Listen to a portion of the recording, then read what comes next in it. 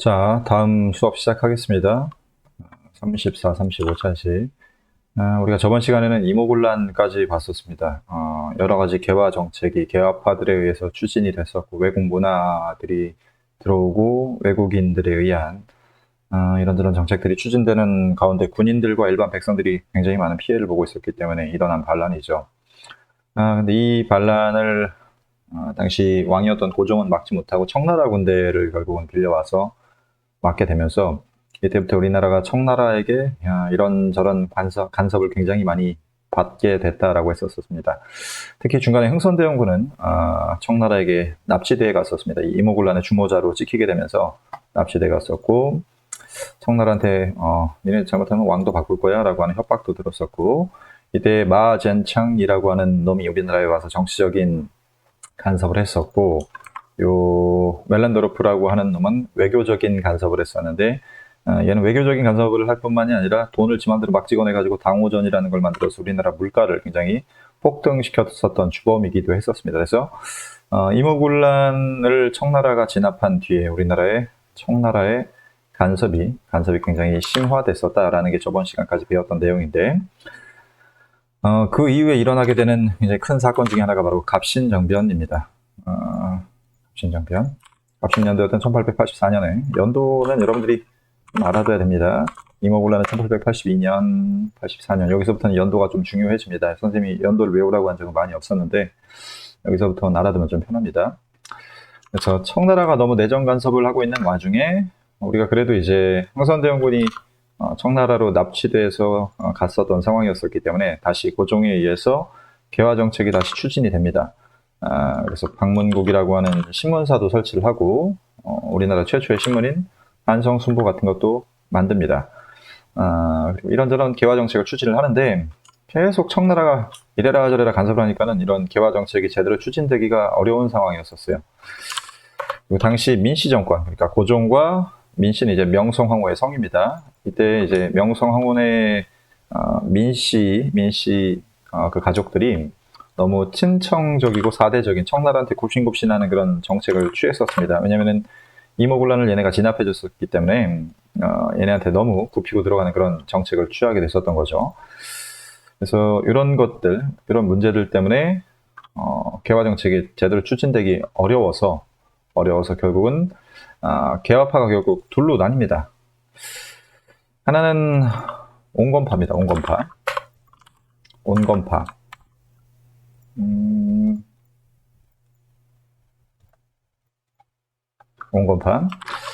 온건파는 말 그대로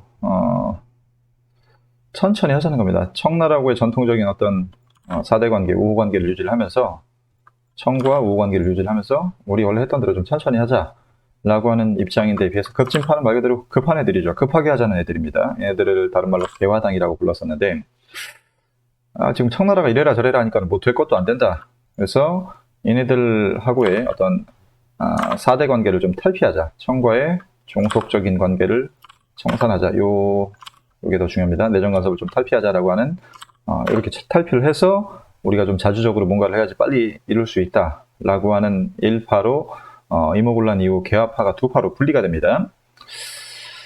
대표적인 인물들을 좀 보겠습니다. 온건개화파의 대표적인 인물은 여기 김홍집, 나중에 좀 중요하게 다시 나올 겁니다. 여기 갑신정변에서는 얘네들이 주인공이야. 급진파가 갑신정변을 일으키기 때문에 얘네들이 주인공이긴 한데, 나중에 김홍집은 다시 좀 중요하게 나올 겁니다. 김홍집이라고 해서 온건파의 대표적인 인물입니다. 근데 얘네는 보통 이제 청나라하고 우호 관계를 유지하자고 했던 애들인데, 김홍집은 일본하고의 관계도 나쁘지 않았었습니다. 그런 사람이고, 김윤식 이런 사람이 있었고, 어윤중 이런 사람이 있습니다. 그리고 하나 더 여기 민영익이라는 사람 이름을 여기다 씁니다. 민영익은 여기 민씨 가족 중에 하나입니다. 즉 명성황후의 조카입니다. 조카이기 때문에, 얘가 있기 때문에 온건개화파가 힘이 더 강력했었어요. 왜냐면 왕비의 조카가 온건파에 있었기 때문에 얘네들이 좀 뭔가 약간 좀 힘이 더 센 주도권을 가진 그런 정치 집단이었다고 보면 되고, 얘네들의 주장은 서양의 종교는 사악한 종교이므로 멀리 해야 되겠지만 서양의 기계는 이롭다. 즉 서양인들의 사상, 걔네들의 싸가지 그런 거는 배우면 안 되지만은 그런 거 배우면 안 돼. 종교나 사상 같은 것은 우리나라의 조선의 성리학적인 유교 질서가 최고야. 쟤네 서양 애들은 이제 부모의 고마움도 모르고 어른에 대한 공경심도 없고 하는 약간 짐승 같은 놈들이기 때문에 저런 거는 배우면 안 돼. 서양인들의 종교나 사상은 배우면 안 되지만은 서양인들의 무기는 너무 이로워. 너무 세. 이거는 배울 필요가 있어. 라고 해서 서양의 과학기술만을 좀 수용하자. 서양의 이제 기술만을 수용하자라고 하는 파. 그래서 동양의 도덕은 유지하고, 동양의 도덕, 사상, 그런 걸 유지하고, 서양의 기술만 배우자라고 해서 얘네를 뭐라고 하냐면은, 동도서기론이라고 합니다. 동도서기론. 그렇기 때문에 얘네는 전통적인 유교 질서의 핵심이었던 중국과의 우호 관계를 계속 유지하려고 하는 모습을 보이죠. 그래서 얘네들은 개혁 모델도 중국이 당시 했었던 양무운동, 중국이 당시 서양한테 아편전쟁으로 털리고 나서 무기를 양성하려고 했었던 운동입니다. 중국도 마찬가지로 서양 애들은 좀 사상이나 그런 거는 좀 우리보다 뒤떨어진다. 너무 싸가지가 없다 애들이. 그래서 우리 전통적인 청나라 중국의 유교 질서를 유지를 하되 서양의 무기만을 양성하자, 무기만을 가지고 와서 양성을 하자라고 하는 양무운동을 했었는데 이거를 개혁 모델로 삼고서 원공개합하는 개혁을 하기 시작을 하죠. 그래서 서양의 어떤 기술만을 들여옵니다. 기술만을. 근데 급진개합하는 아까도 얘기했지만은 안 돼. 급하게 빨리 해야 돼. 빨리 해야 되기 때문에 기술만이 아니라 사상과 제도까지, 그러니까 우리나라의 모든 걸 싹 다 갈아엎어야 된다라고 주장을 하는 사람들인 거죠. 그렇게 해야지만 우리가 발전할 수 있고, 그러기 위해서는 청나라의 양무운동을 모델로 삼는 게 아니라 근대적인 사상과 기술, 제도 같은 것들을 다 함께 받아들여서 일본을 완전히 탈바꿈시켰던 메이지 유신을 배워야 된다라고 주장을 하는 사람들입니다. 대표적인 사람은 바로 여기 나오는 김옥균입니다. 김옥균. 요 세 사람 다 김옥균이에요. 요게 이제 조선에 있었을 당시 모습이고, 나중에 이제 갑신정변이 실패하고 나서 일본으로 건너가서 머리까지 딱 자른 이런 모습이죠. 온건개합파는 이제 이런 사상이나 제도 같은 것들은 금지하자. 서양인들의 사상은 좀 약간 사악하고 싸가지가 없고 그런 거기 때문에 배우지 말자라고 하지만 얘는 그런 것까지 다 같이 배우자라고 하는 김옥균이 대표적이고, 여기 있는 사람들 이름은 좀 알아둬야 됩니다.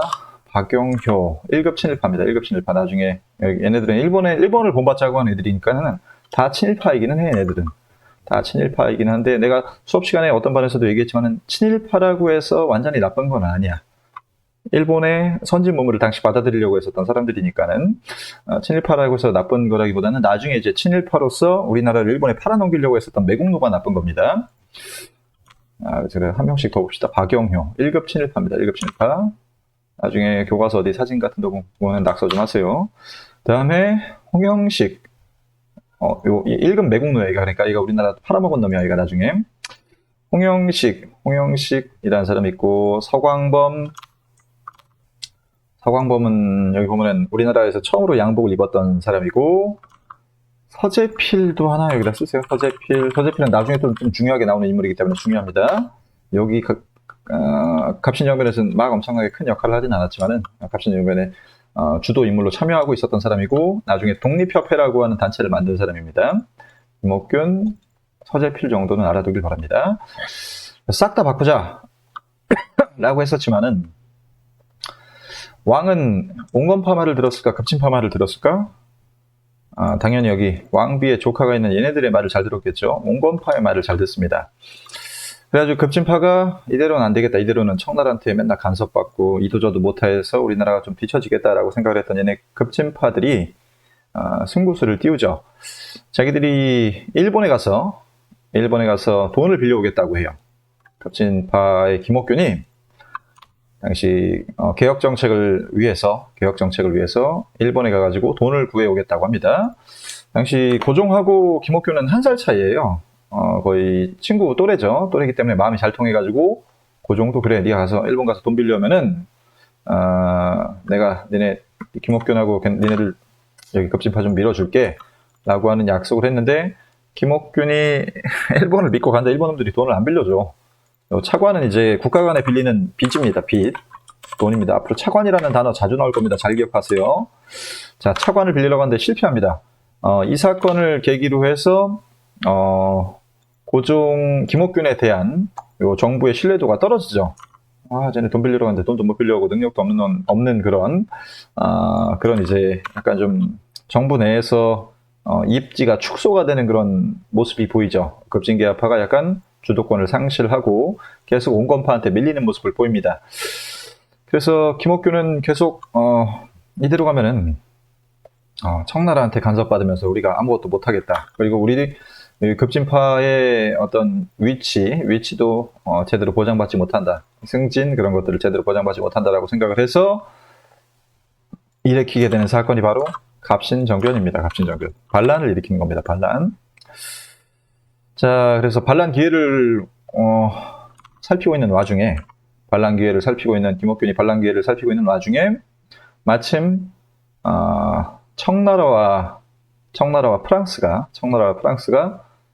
여기 보면은 베트남을 서로 먹기 위해서 전쟁을 벌입니다. 이거를 청불전쟁이라고 합니다. 청불전쟁. 청푸전쟁. 이 청푸전쟁 때문에 우리나라의 당시 이제 이모군란을 진압하기 위해서 왔었던 청나라 군대가 절반이 일로 빠집니다. 베트남으로 빠집니다.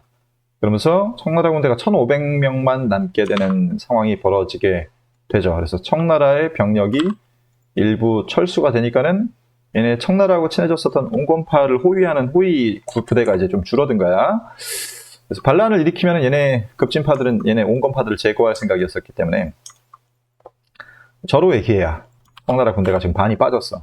그런 와중에 당시 일본 외교관이었던 다케조의 시니치로가 일본 군대 150여 명을 지원할 수 있다. 이거 가지고서 온건파 애들 죽여버리고 너네가 정권 장악해라. 라고 같이 이제 모의를 하게 되죠. 반란을 일으키려고 했던 겁니다. 그래서 일본이 군사적인 지원을 약속을 합니다. 그래서 모든 조건이 갖춰졌어. 일단 김옥균이 지금 약간 정치적으로 바닥에 떨어지고 있었고 청불전쟁이 일어나서 온건파를 호위하고 있었던 그런 군인들의 숫자가 줄어들었었고 그다음에 일본 군대가 지원을 약속하게 되면서 결국 반란 D-Day를 정해서 반란을 일으키죠. 근데 여기 반란을 일으켰던 것은 급진파의 요 사람들 대부분 양반 관리들인데 이 사람들만 일으켰었던 것은 아니고 일반 시민들도 일으킵니다. 의관, 잔반, 농민들까지 가담을 해서 당시 우리나라의 모든 것을 싹 다 좀 갈아엎어버리자라고 했었던데 동조했었던 사람들이 꽤 많이 있었다는 거죠. 꽤 많이 있었다. 그래서 날짜를 정하려고 했는데 D-Day는 바로 우체국이 열리는 당시 우리나라가 이제 우정국이라고 하죠. 우체국이 우리나라에 처음으로 이제 건축이 됩니다. 당시 우체국이 건설이 되고 이제 이거를 우체국을 처음 열었던 이날 축하 파티를 하는데 우체국의 총책임자가 홍영식이었어. 홍영식이 여기 있었던 개화파 사람들 다 부릅니다. 결국 얘네도 개합하고 하니까는 일단 우체국 열린 거는 좋은 일이니까 서양의 제도나 기술 같은 건 서양의 기술 같은 건 얘네들도 수용하자고 했던 애들이기 때문에 우체국이 열린 건 얘네들한테도 축하할 일이었었어요. 그래서 얘네 정부의 관리들이 다 모여가지고 파티 한번 하자라고 해서 모인 이날 외국인 관리들도 다 같이 불렀었는데 여기에서 이제 급진파가 무슨 일을 벌일 거라고는 온건파가 생각을 못했던 것 같아요. 왜냐하면 외국인 관리들도 불렀었고 외국인 대사관, 외교관들도 다 불러서 파티를 하는 여기에서 무슨 일을 벌일 거라고는 생각을 못했는데 여기에서 바로 이제 여기 우체국 건물인데 반란을 일으키게 됩니다. 여기 바로 이제 갑신정변입니다. 그래서 축하 파티가 한창 열리고 있는 밤 저녁에 여기 바깥에다가 불을 지릅니다. 우체국 건물에다 불을 지르면은 사람들이 밖으로 뛰쳐나오겠죠? 밖으로 뛰쳐나올 때 온건파만 골라가지고 이제 다 죽이는 거죠. 온건파만 골라서 다 죽였었는데 제1타겟은 얘네 넷 중에서 누구였을까? 아무래도 이 급진파를 제일 방해했었던 명성황후의 조카인 민영익이죠. 민영익. 얘만 없으면 얘네 급진파 힘이 줄어들 거란 말이야. 그래서 민영익을 나오자마자 칼로 막 엄청나게 찔러요. 그래서 얘가 완전 중상을 입습니다. 완전 여기 우체국 앞에서 나오다가 중상을 입고 그리고 그 외에 여러 온건파들을 이제 제거한 다음에 민씨일파를 제거하는 거죠. 민씨일파를 제거를 하고서 일본 공사관이 바로 옆에 있었어. 당시에 우정국 옆에 일본 공사관에 가서 창덕궁으로 갈 거니까 일본 군대가 곧바로 같이 와가지고 우리 일을 같이 하자라고 한 다음에 창덕궁으로 갑니다. 왕이 있는 창덕궁. 여기가 창덕궁이야. 창덕궁으로 가서 우정국에서 반란이 일어났다고 뻥을 칩니다. 지네들이 반란을 터뜨려 놓고서 우정국에 반란이 일어났다고 뻥을 칩니다. 당시 반란을 일으켰던 사람이 얘네 민영익이라고 이제 거짓말을 쳐요. 민영익 등등의 온건파가 반란 일으킨 것 같다. 무슨 반란 일어난 것 같다라고 이제 해서 여기 지금 창덕궁은 위험하니까 요 중간에 있었던 경우궁이라고 하는 곳으로 이동을 하자고 제안을 합니다. 왕한테. 그래서 왕은 무슨 일이 일어난지 막 여기저기서 막 총소리도 나고 폭탄 소리도 나고 상황 파악이 안 됐는데 얘네 그동안에 믿었던 김옥균이 믿었던 신하단 말이야. 그래서 김옥균 같은 신하들이 와서 가자고 하니까는 결국은 경우궁으로 피신을 합니다. 피신해서 이 경우궁이 근데 좁은 궁궐이었었어요. 여기 앞에 보는 창덕궁 여기보다는 규모가 훨씬 더 조그만 궁궐이었기 때문에 여기서 왕을 자기들이 붙잡을 수 있기가 편해서 급진파가 여기 왕을 여기로 가자고 해서 여기다가 이제 왕을 확보하고 있었던 거죠. 그리고서 이제 이튿날 정변 둘째 날 새벽부터 관리들을 들어오라고 해서 온건파들을 보이는 대로 죽입니다. 온건파들을 계속 이제 제거하는 작업들을 하죠. 온건파가 여기 민씨일파들입니다. 민씨일파. 당시 왕이 이런 상황을 보고서 뭐가 잘못됐구나라고 생각을 해서 얘네 김옥균 애들한테 죽이지 말라고 그래요. 죽이지 말라고 그랬는데 얘네가 왕 말을 듣지 않습니다. 계속 민씨일파 애들을 죽이고서 새로운 정부를 수립을 합니다. 새로운 정부에 들어간 사람들을 보면은 여기 홍영식, 박영효, 서광범, 김옥균, 서재필 같은 온건파 인물들이 중심적인 정부를 꾸리죠. 그래서 개화당의 정부를 수립을 한 다음에 나라를 개혁하겠다라고 하는 개혁정강 13개조를 발표합니다. 이걸 개혁정강 14개조라고 합니다. 개혁정강 14개조. 이거는 좀 이따 밑에서 자세하게 볼 겁니다. 이 개혁정강 14개조. 자세히 안 나오나요? 그거부터 좀 보겠습니다. 여기 개혁정강 14개조에 여기 보면은 흥선대원군을 가까운 시일 안에 돌아오게 하자. 그리고 청나라에 대한 조공의 허례를 폐지하자. 즉 이거는 청나라하고의 관계를 우리가 청산하자라고 하는 거죠. 더 이상 쟤네 말 들으면 우리가 죽도 밥도 안 된다 라고 하는 그런 위기의식에 따라서 이런 개혁정강을 발표를 하게 됩니다. 우리가 그리고 이 갑신정변이 반란인데 중요하게 보는 이유는 바로 이것 때문입니다. 여기 두 번째 나오는 조항, 평등이죠. 평등. 인민평등의 어떤 제도를 만들자. 인민평등을 확립하자. 인민들의 평등. 평등이라는 것은 우리 항상 학교에서 배울 때 무슨 주의의 핵심 이념이야? 민주주의의 핵심 이념이란 말이야. 그래서 얘네들은 약간 어떤 그런 국민국가, 국민들이 주인인 시민국가를 좀 세우려고 한 것이 아닌가. 국민국가 건설을 좀 목표로 하려고 했었던 우리나라 최초의 약간 시민혁명까지는 아니어도 그거 비스무리한 운동이 아닐까 하기 때문에 이 갑신정변을 굉장히 중요하게 보는 겁니다. 그 다음에 여기 여러 가지 개혁 내용들이 있는데 이 중에서 제일 중요한 것은 거기 13조에 보면은 대신 참찬, 높은 관리들이야. 이 높은 관리들은 의정부에서 회의 결정해가지고 정령을 공포해서 모든 일을 시행하자라고 해가지고 모든 정책을 할 때는 입법기관인 의정부에서 모든 것을 정하자. 그러니까 법에 입각해서 정치를 하고 하는 입헌제도, 내각제도를 좀 실시하려고 하는 그런 모습을 보입니다. 그래서 국왕의 전제권, 그러니까 왕이 혼자서 하는 게 아니라 정치를 할 때는 이제부터는 높은 관리들이 의정부에서 회의해가지고 모든 결정을 하자라고 하는 내각제도를 실시하려고 했었던 게 굉장히 중요합니다. 이것도 민주주의의 핵심적인 어떤 제도이기 때문에 중요합니다. 이것도. 그 다음에 재정을 일원화해서 당시 문제가 됐었던 삼정의 문란을 여기 보면 재정은 호조라고 하는 관청에서 관할하게 하자라고 해가지고 당시 삼정의 문란 때 제일 문제가 됐던 거는 탐관오리들이 세금을 이중삼중으로 거두는 게 문제가 됐다라고 그랬었죠. 그래서 여기저기서 세금을 이중삼중으로 걷지 못하게 모든 재정은 호조라고 하는 관청에서 관할하게 하자라고 하는 이런 개혁 정책을 발표를 합니다.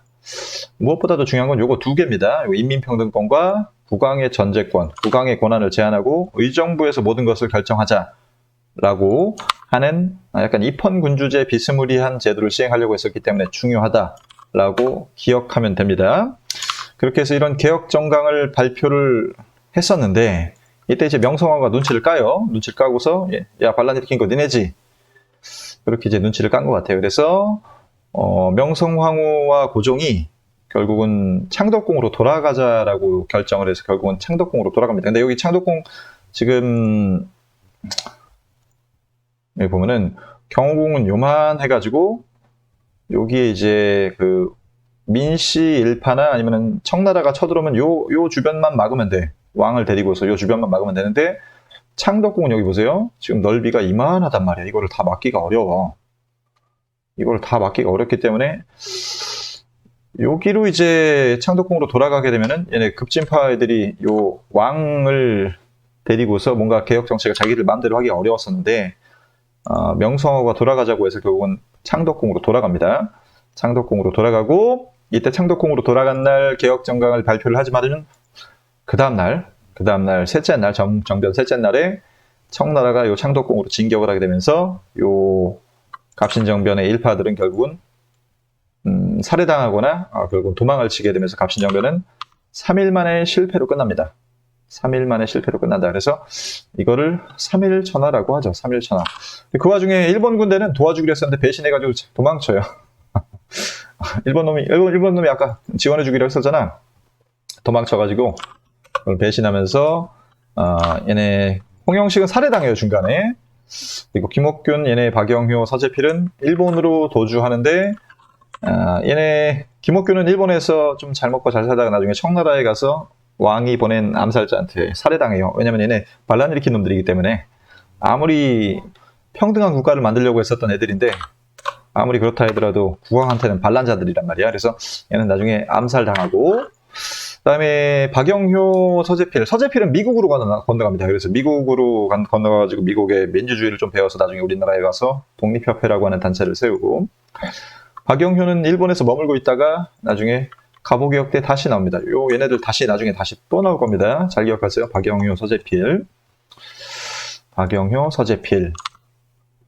잘 기억하고 그래서 나중에 박영효는 갑오개혁이라고 하는 개혁에 참여하기도 하고 독립협회 서재필이 만드는 단체죠. 그리고 애국계몽운동이라고 하는 것도 얘네들 개화파 즉 그 급진개화파 애들 계열의 사람들이 실천했었던 운동 즉 기술만이 아니라 모든 사상과 제도까지 바꿔버리려고 했었던 우리나라를 뼛속 끝까지 다 바꿔버리려고 했었던 갑오개혁, 독립협회, 애국계몽운동의 선구적인 역할을 했었던 운동이기 때문에 나중에 계속적으로 요 갑신정변에 나왔던 인물들이 다시 계속 출연할 겁니다. 우리 한국사 시간에. 그러니까 중요하니까 잘 기억하고 23분 비교적 빨리 했어. 이거 원래 1시간짜리인데 자 그래서 갑신정변의 한계를 좀 보겠습니다. 한계는 소수의 개화파 인사가 지들 중심으로만 하려고 했었고 백성들이 많이 참여하진 않았었어요. 아까 보면은 일반 농민이나 뭐 잔반 이런 애들이 참여하긴 했지만은 몇 명 참여 안 했습니다. 원래 이런 반란들이 좀 제대로 성공하려면은 뭐 수만 명, 수십만 명이 이제 들고 일어나야 되는 건데 일부 급진파들이 주도를 해서 요 민영익 같은 온건파를 죽이고 자기들만의 정부를 수립하는 데 그쳤기 때문에 반란이 실패하게 되죠. 즉 개화당의 세력이 미약했었고 너무 그리고 일본한테 의존적이었어요. 일본이 도와준다고 했는데 지들끼리 도망쳤단 말이야. 그리고 일반 민중의 지지를 받지 못했기 때문에 요 개혁은 실패할 수밖에 없었고 요 갑신정변도 역시 청나라가 진압했기 때문에 이 뒤로 청나라의 간섭이 더 심해집니다. 우리나라 청나라의 간섭이 굉장히 심해졌었고 이 갑신정변의 난리 와중에 갑신정변이 이제 청나라 군대도 막 쳐들어왔었고 했었죠. 그래서 이 갑신정변 와중에 일본 공사관이 또 불에 타요. 일본 공사관을 그래서 복구하는 비용을 우리가 다시 조약으로 체결을 했던 게 한성조약, 서울에서 맺었던 조약이기 때문에 한성조약입니다. 이거는 일본하고 체결한 조약입니다. 배상금 지불은 당연하고, 그 다음에 일본 공사가 새로 지어주기도 했었어요, 우리가. 그래서 당시 우리나라 안에 들어와 있었던 군대가